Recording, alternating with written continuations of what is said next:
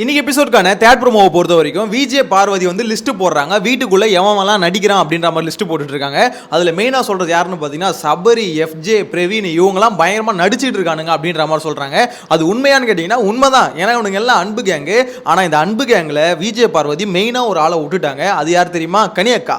So master மைண்டை வந்து இங்க யாரும் டச் பண்ண மாட்டாங்களோ அப்படின்ற மாதிரி தான் தோணுது. ஏன்னா கனியக்கா தான் இவங்க எல்லாரும் இயக்குறது, ஸ்கிரிப்ட் எழுதி கொடுக்கறது அவங்க தான். இவனுங்கெல்லாம் ஒன்லி பாத்தீங்கன்னா அந்த டைலாக் வந்து டெலிவரி பண்றவனுக்கு மட்டும்தான் அப்படின்ற மாதிரி தான் சொல்லணும். எனிவேஸ் இந்த ஓவரால் க்ரூவை பத்தி தான் பாத்தீங்கன்னா விஜய் பார்வதியும் திவாகரும் பேசிட்டு இருக்காங்க. அதுல மெயினான மேட்ரு திவாகர் சொல்றாரு, இந்த மாதிரி பிரவீன் வந்து நடிக்கிறான், நாமினேஷன் அப்போ ஒரு மாதிரி நடிக்கிறான், இல்லாதப்போ ஒரு மாதிரி நடிக்கிறான்னு சொல்றாரு. இன்னொன்னு கமருதீனும் அப்படிதான் என்னை பார்த்து நெக்கல் பண்றான் அப்படின்ற மாதிரி சொல்றாரு. கமருதீன் இப்பயா பண்றான், வந்ததுல இருந்தே அதை தானே பண்ணிட்டு இருக்கான் அப்படின்ற மாதிரி தான் சொல்லணும். எனிவேஸ் திவாகர் அவரோட மனக்குமுறல்களை கொட்டும் போது பார்வதி என்ன சொல்றாங்க, இவனுங்களை கம்பேர் பண்ணும்போது கமருதீன் பரவாயில்ல, அவங்க ஓரளவுக்கு ஓகே அப்படின்ற மாதிரி சொல்றாங்க. அது உண்மையானு கேட்டீங்கன்னா ஒரு வகையில் பார்க்கும்போது கமருதீன் நடிக்கிறான் இது வரைக்கும் யாருமே சொல்ல முடியாது. கரெக்டா? ஏன்னு பார்த்தீங்கன்னா கமருதீன் வாய் கோளாறு, எப்படி சொல்றது, ஓரளவுக்கு நெக்கலா பண்றது, மற்றவங்களை வந்து மார்க் பண்றது, இந்த மாதிரி ஒரு கேவலமான ஆக்டிவிட்டிஸ் வந்து கமருதீன் கிட்ட இருக்குது. அது நம்மளுக்கே தெரியும். ஆனா இருந்தாலும் கமருதீன் நடிக்கிறான்னு சொல்ல முடியாது. ஆனா இங்க பிரவீன், எஃப்ஜே, சபரி இவனுங்களாம் நடிக்கிறானுங்களான்னு கேட்டீங்கன்னா அது ஊருக்கே தெரியும். உலக மகா நடிப்பு நடிச்சிட்டு இருக்கானுங்க. அது கூடவே பார்த்தீங்கன்னா கனியக்காவே சேர்த்துக்கோங்களேன். ஸோ இவங்க எல்லாமே ஒரு அன்பு கேங்ல பயங்கரமா ஐக்கியமாக இருக்கிறதுனால பயங்கரமா நடிப்பை வந்து கொட்டிக்கிட்டு இருக்கானுங்க. ஸோ அதுதான் பார்த்தீங்கன்னா ரெண்டு பேர் டிஸ்கஸ் பண்றாங்க. இப்போ ஓவராலா பார்த்தீங்கன்னா வெளியில இருக்க மக்களோட மைண்ட் செட் என்னன்னா, சபரிக்கு ஓரளவுக்கு நெகட்டிவ்லாம் எதுவுமே இல்லை. சபரியை பொறுத்த வரைக்கும் அவன் ஓகேப்பா, ஓரளவுக்கு பாசிட்டிவாக தான் இருக்கான் அப்படின்ற மாதிரி தான் இருந்தது போன வாரம் வரைக்கும். ஆனால் இந்த வாரத்தில் சபரியை போட்டு எல்லாம் அடிக்கிறதுக்கு காரணம் என்னன்னா, ஏதாவது தப்பு பண்ணிட்டானா பார்க்கும்போது ஒரு தப்பும் பண்ணல. ஒரே ஒரு விஷயம், பயங்கரமான ஆர்டிஃபிஷியலாக ஒரு நடிப்பு வந்து வெளியே தெரிஞ்சிச்சு. ஏன்னா போன வாரம் பார்த்தீங்கன்னா ஃபுல் அண்ட் ஃபுல் ட்ரம்மை கட்டி பிடிச்சிட்டே இருந்தாப்புல, தண்ணி பிடிக்கிற ட்ரம்மை. ஸோ அந்த ட்ரம்மு கூடயே இருந்ததுனால அவர் வாழ்க்கை அப்படியே போனதால யாருமே சபரியை ஃபோக்கஸ் பண்ணல. அப்பப்போ பிரச்சனையில் மட்டும் வருவாப்புல, பஞ்சாயத்து பண்ணுவாப்புல, போயிடுவாப்புல. ஸோ அதனால அவர் நடிப்பு யாருக்கும் பேச தெரியல. ஆனால் இந்த வாரம் ஏன் தெரியுமா தெரிஞ்சுது, இப்போ தான் சபரி கேரக்டர் என்னன்னு ஆக்சுவலாக புரிய ஆரம்பிச்சது. என்னன்னு பார்த்தீங்கன்னா சபரியை பொறுத்த வரைக்கும் ஒரு பிரச்சனையில் வருவார், அந்த பிரச்சனையில் குரல் கொடுப்பாரு, ஓடி போயிடுவார். ஒருத்தன் கத்துவா டக்குன்னு ஓடி போயிடுவான். அந்த பிரச்சனைக்கான சொல்யூஷன் கொடுக்க போகிறதில்ல, ஒரு இனிஷியேட்டிவ் புதுசாக ஆரம்பிக்கணுமான்னு பார்த்தா அந்த மாதிரி ஆரம்பிக்க போகிறதில்ல. இங்கே ஒரு பிளானிங் பண்ணணுமான்னு கேட்டால் இப்போ சபரி எதுவும் பிளான் பண்ண போகிறதில்ல. பிளான் பண்ணுறது எல்லாமே கனி இவங்க தான் பிளான் பண்ணுறாங்க.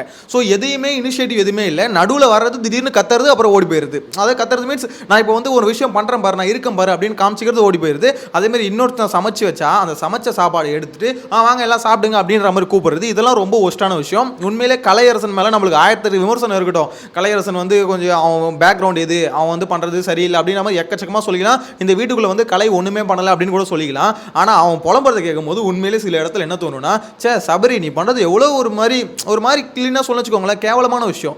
அதாவது ஒருத்தன் சமைச்சு வச்சிருவானா, ஒருத்தன் சப்பாத்தி உருட்டி வச்சிருவானா, வந்து அதுக்கான கிரெடிட்ஸை மட்டும் நீ எடுத்துக்கிற, நான் செஞ்சுட்டேன் எப்படி இருக்குன்னு பாருங்க டேஸ்ட்டு, மொத்த ரெசிபியும் சொல்கிறது இவன் தான். சபரி அங்கே உட்காந்து பார்த்தீங்கன்னா தண்ணியில் தான் கரண்டி விட்டு ஆடிட்டு இருக்கா அப்படி.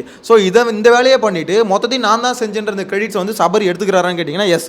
1 hour ஷோ பார்க்குற யாருக்குமே சபரி பண்ணுற இந்த வேலைகள் எதுவுமே தெரியாது. ஏன்னா லைவ்ல மட்டும்தான் இவ்வளோ விஷயமும் காமிப்பாங்க. 1 hour ஷோவில் எல்லாத்தையும் கட் பண்ணி தூக்கி போடுறானுங்க.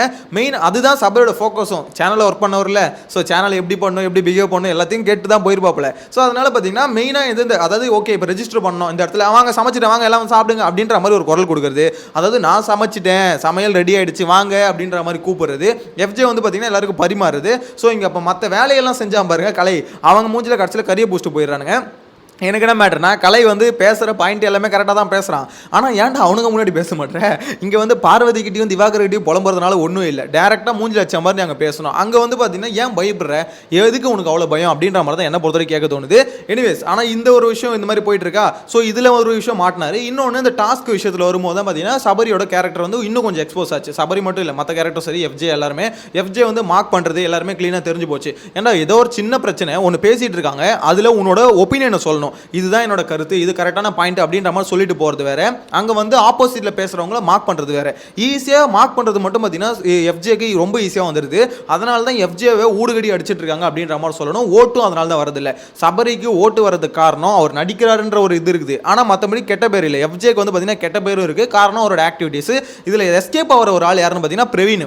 ஏன்னா பிரவீனை பாருங்களேன், அவர் வந்து உள்ள இருக்க எல்லாரையும் ஓரளவு காக்கா புஷ்டாப்ல. அதாவது பிரவீனை வந்து இப்போ நாமினேட் பண்ணுவாங்களா வீட்டுக்குள்ள இருக்கவங்க அப்படின்னு பார்த்தீங்கன்னா நாமினேட் நாமினேட் பண்ண போகிறதில்ல.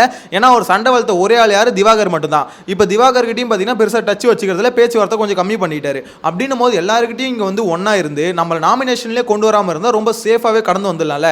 அதுதான் பார்த்தீங்கன்னா நிறைய பேரோட ஸ்ட்ராட்டஜியாக இருக்குது. பெருசாக சொல்லணும்னு வச்சுக்கோங்களேன், பிரவீனோட ஸ்ட்ராட்டஜியும் அதுதான். அதாவது ஆதிரை, பிரவீன் இவங்களாம் எப்படின்னா மொத்த பேருக்கிட்டையும் நம்ம ஜெல்லாகி ஒரு மாதிரி நம்ம கூட்டு வச்சுக்கிட்டோம்னா நம்மளை யாரும் நாமினேட் பண்ண மாட்டாங்க. அதுதான் பார்த்தீங்கன்னா அந்த அன்பு கேங்கோட பிளானு.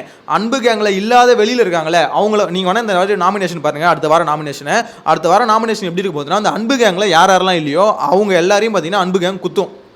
கெமியை வந்து அன்பு கேங்கில் யாரும் நாமினேட் பண்ண மாட்டாங்க, பிரவீனை நாமினேட் பண்ண மாட்டாங்க, சபரியை நாமினேட் பண்ண மாட்டாங்க, அது அவங்களுக்குள்ளே சொல்லிக்கிறேன். கனியை நாமினேட் பண்ண மாட்டாங்க. ஸோ இந்த மாதிரி எஃப்ஜேவை நாமினேட் பண்ண மாட்டாங்க, ஆதிரையை நாமினேட் பண்ண மாட்டாங்க. இவங்க எல்லாரையும் பார்த்தீங்கன்னா கண்டிப்பாக யாருமே நாமினேட் பண்ண மாட்டாங்க. ஆப்போசிட்டில் அந்த சூப்பர் டீலக்ஸில் இருக்காங்க பார்த்தீங்களா, அவங்கள நாமினேட் பண்ணுறது தப்பு இல்லை. இப்போ பார்வதி வந்து மற்றவங்க எல்லாம் நடிக்கிறாங்க இந்த மாதிரி பண்ணுறாங்க அப்படின்னு சொல்கிறாங்களே, அது கரெக்டான பாயிண்ட். அதுக்குன்னு பார்வதி பண்ணுறது எல்லாம் சரி நீங்கள் சொல்ல வரல. பார்வதியோட கேரக்டர் பொறுத்த வரைக்கும் என்னன்னா, இந்த மாதிரி பாயிண்ட் பேசுறதுலாம் நீ தெளிவாக தான் பேசுகிறேன், ஆனால் ஏன் ஆட்டிடியூட் காமிக்கிறேன் அப்படின்ற ஒரு கேள்வி தான் இருக்குது. ஏன்னா அவங்க ஆட்டிடியூட் தான் இங்கே மக்களுக்கு பிடிக்கவே மாட்டுது. எல்லாத்துக்கும் பார்த்தீங்கன்னா நோயும் புலம்பிக்கிட்டு ஒரு மாதிரி ஒரு பிரச்சனை ஒன்றா, அந்த பிரச்சனை என்ன மேட்டர் ரெஜிஸ்டர் பண்ணிட்டேன் கேமராவில், அதோட முடிஞ்சுது. அதை வந்து பார்த்தீங்கன்னா பேசி லைவ் பார்க்குறவங்களோட காது வலிக்கிற அளவுக்கு பேசக்கூடாதுல்ல. அதுதான் பார்வதி கிட்ட இருக்க பிரச்சனை. திவாகர் கிட்ட இருக்க பிரச்சனை பார்த்தீங்கன்னா யாரையும் பேச விடாமல் இருக்குது. இது ஒவ்வொருத்தருக்கிட்டையும் ஒவ்வொரு பிரச்சனை இருக்கும், இல்லைன்னு நான் சொல்ல. அதுக்குன்னு இவங்க பேசுகிற பாயிண்ட் தப்புன்னு சொல்ல முடியாதுல்ல. இவங்க பேசுகிற பாயிண்ட் என்ன பொறுத்தவரைக்கும் கரெக்டு. ஏன்னா இவனுங்க 3 பேருமே இல்லை 4 பேருமே பயங்கரமாக நடிச்சுக்கிட்டு தான் இருக்கானுங்க. என்னைக்கு எக்ஸ்போஸ் ஆக போகிறாங்க அப்படின்ற மாதிரி காத்துக்கிட்டே இருந்தேன். கனி மட்டும் இந்த வீக்கில் எக்ஸ்போஸ் ஆகிட்டாங்க. ஏன்னா கனியை சுற்றி தான் மொத்த ஸ்ட்ராட்டஜி நடந்ததால் அவங்க எக்ஸ்போஸ் ஆகிட்டாங்க.